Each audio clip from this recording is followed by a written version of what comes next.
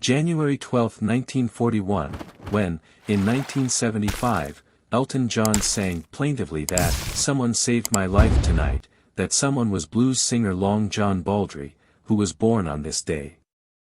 Baldry, known as Long John because of his 6 feet 7 inches stature, had formed a band known as Bluesology some years earlier.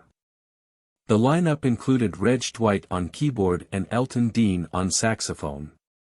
When Dwight later launched a solo career, he borrowed band members' names and came up with Elton John. Before that he was sharing a flat in the East End of London with his fiancée, Linda Woodrow, a secretary, and lyricist Bernie Taupin. Reg and Linda met on Christmas Eve in 1967 at a cabaret club and by 1969 were engaged to be married.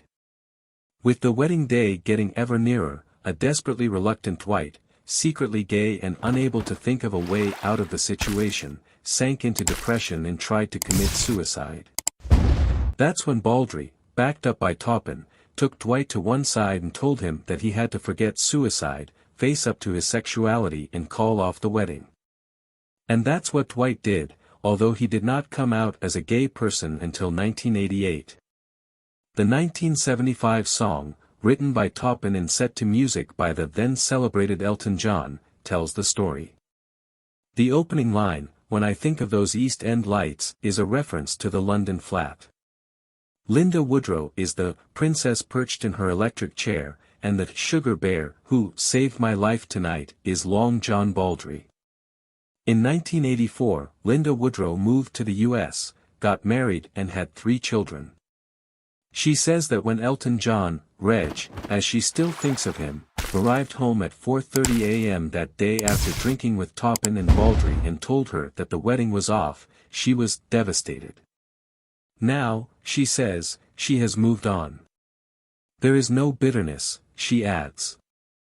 Little known outside the UK, the genial Baldry was liked and respected by many stars, including the Beatles, the Rolling Stones and Eric Clapton.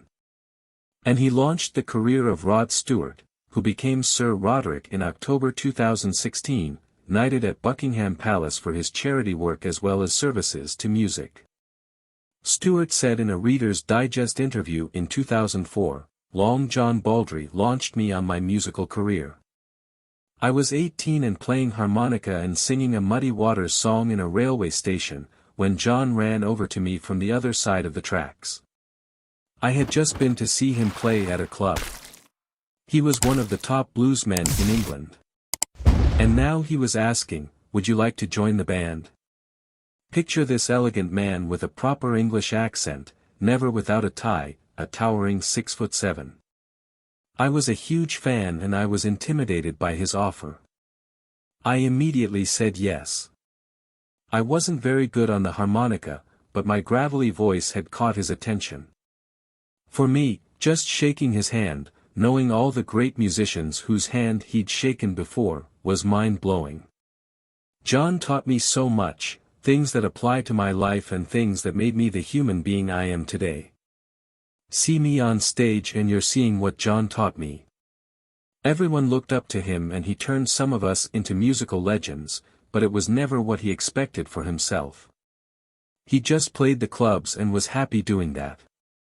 He was never a huge recording star, so he may not be a legend in the proverbial sense, but he's a cult hero with his own following and the fans who flock to his performances. A year after this interview, Long John Baldry, whose only big hit, Let the Heartaches Begin, topped the charts in 1967, died in Canada from a chest infection. He was 64. As he was fighting for his life, a distressed Rod Stewart kept a bedside vigil, and paid the medical bills.